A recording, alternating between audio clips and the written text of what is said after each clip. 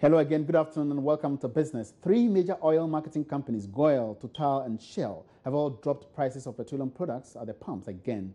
The move is in line with removal of some taxes on petroleum products last week by government. George Biafe in the following report looks at the impact of this action on the industry and as well as the cost of living. This is the second time in just 4 days that these major oil firms have reviewed prices as picked up by Joy Business. The first one was last Thursday and Friday, which was in line with the normal price review every 2 weeks.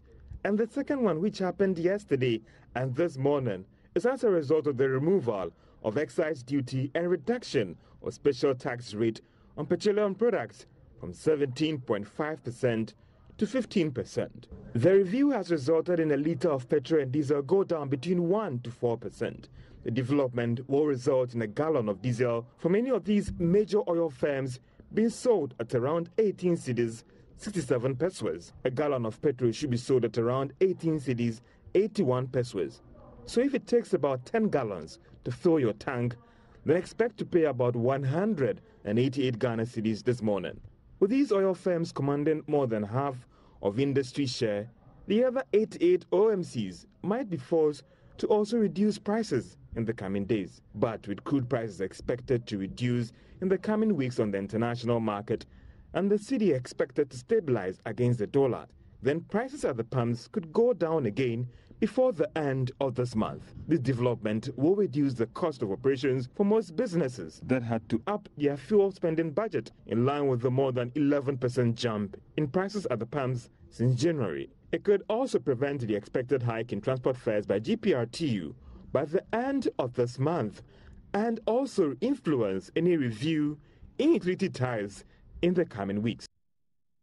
Now, government has hinted of plans to help local businesses boost production to enable them take advantage of the Africa Free Trade Zone arrangement expected to come into effect by the end of this year. The Free Zone market aims at removing all trade barriers among the 54 African Union members. It was mooted in 2008 by heads of the South African Development Community, the Common Market for the Eastern and Southern Africa, and the East African Community, but have since not been implemented due to some challenges with this implementation. Speaking with Joy Business, Minister of Trade and Industry, Alan Chemating, says some progress have been made with regards to implementation of the deal, and government would fully assist local businesses to maximize their benefits. Hopefully by the end of 2017, Africa is going to become a free trade zone, which is under the framework of the Continental Free Trade Area.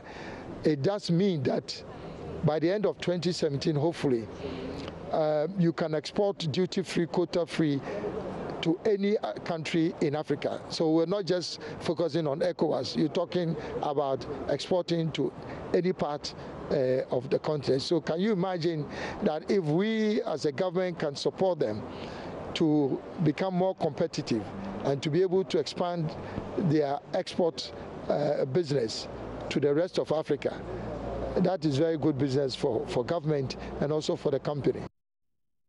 All right, so we'll bring you some more business developments shortly at 1 p.m. on the marketplace. Don't go away. My name is Emmanuel Abuaji-Riafi.